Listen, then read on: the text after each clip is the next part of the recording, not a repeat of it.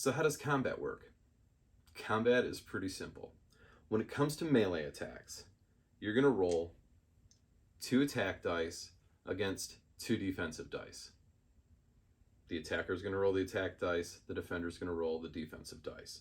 You roll them both simultaneously, and you take the attack dice, and if they're greater than the value on the defensive dice, that attack is successful.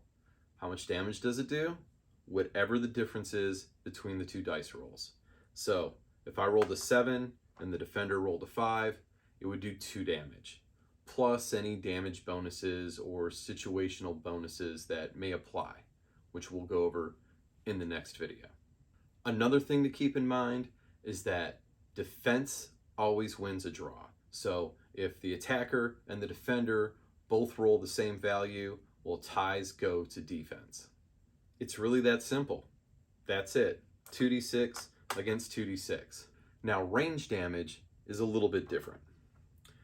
When you're doing range damage, a lot of the weapons are going to need to have line of sight. Line of sight is determined by going in a diagonal in front of your helmet's forward-facing direction. And as soon as you run into an obstacle, something that blocks line of sight, which if you look in the back of the book under the hazards and the obstacles, it'll let you know which ones block line of sight and which ones don't. But if something is in front of your helmet that blocks line of sight, then that square and all the squares diagonal to that square are inaccessible and you don't have line of sight. The other thing that's going to be important with ranged attacks is looking at the weapon's optimal distance.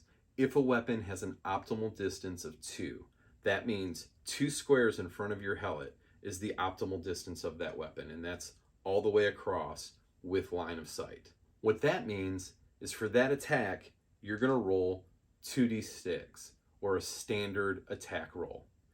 Anything shorter than that or longer than that is going to be negative SDS for each square away from optimal distance. Again, we're going to talk about what SDS is in the next video, but what you need to know right now is you're going to have a harder time attacking something that is closer or further away from the optimal distance of that weapon.